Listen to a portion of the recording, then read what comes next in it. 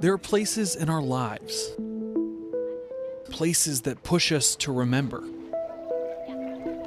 And for one family, the Buttercup Creek pool will always push memories of Kati into their minds. Our Kati was, she was very social, and she was just very go-getter, very, very popular at school. Very popular at school. Friendly. Friendly. And she always, asked me, dance with me, Daddy. And I'm like, well, but yeah. This is John and Corey de la Pena going through. But yeah, she's full of joy. What no parent would ever hope to go through. If you're a mother that's lost a child, that's the only way. I can't explain it to you. Constant heartbreak. Yeah. Constant heartbreak. A story that began 2 years ago when deciding on a summer camp for their 2 daughters. So we found High Hope Summer Camp here in Cedar Park, and they had spots available, and we went and took a tour. Any mother is gonna go check out the summer camp, ask those specific questions. The staff knew that, Kati, even though she looked like a normal little girl, she acted like a normal little girl, she did have Down syndrome. And we asked about, what kind of activities they did. They said we do take pool trips twice a week. And we said, Kati's, she has Down syndrome, so she's got lower muscle tone, she can't swim. Which is why John and Corey say they told the camp that if Kati went to the pool, she needed to wear a life jacket. They say High Hopes told them the pool staff had them covered.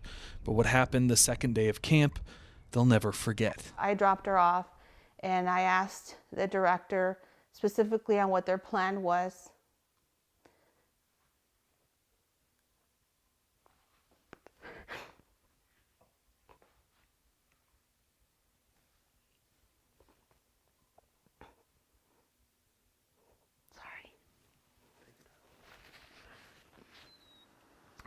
What their plan was, and we were told again that the protocol was pretty easy, that they would have all the little ones, which would include Kati, at the non-deep end. But according to the family, that didn't happen. They called us to tell us that there had been an accident at the pool. We both were working, so we rushed to the hospital. Kati was taken first to St. David's North, then transferred to Dell Children's, where she died. She was just leaving, and there was no brain activity really, and so that's what they're just trusted in their opinion and said okay. But how could this happen? Kati's parents describe it as a perfect storm of things gone wrong. So first of all, the camp had more kids than they were allowed to, according to their license. This HHSC report shows that the camp was licensed for 110 campers, yet the day Kati was found at the bottom of the pool, there was 112. The city of Cedar Park shouldn't have allowed them in the pool. According to Cedar Park's pool rules, they should have been asked to leave, since their paperwork was incorrect. There weren't any life jackets put on any of the kids that would have needed them, even if the parents requested. I don't know what else we could have done. We did everything.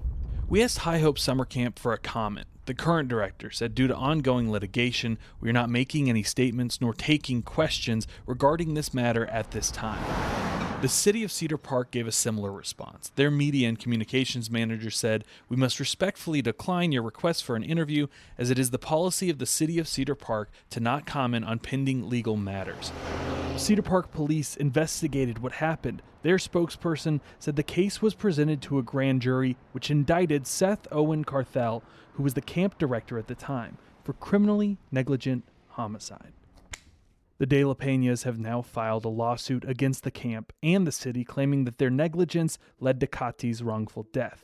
In the lawsuit, they also claim one of the campers said all 5 of the childcare staff members had their backs turned to Kati as she struggled and drowned. We don't want this to happen to another family again. I do not wish this on my worst enemy. And so our job right now is to make sure that no other child has to die because of negligence. Which is why they're also pushing for more regulations, working with State Representative Vicki Goodwin, who says she'll be filing legislation to make stricter rules for camps with water activities, pushing to save kids like Kati and others who can't swim. My child drowned, you know? And I did everything I could as a mom.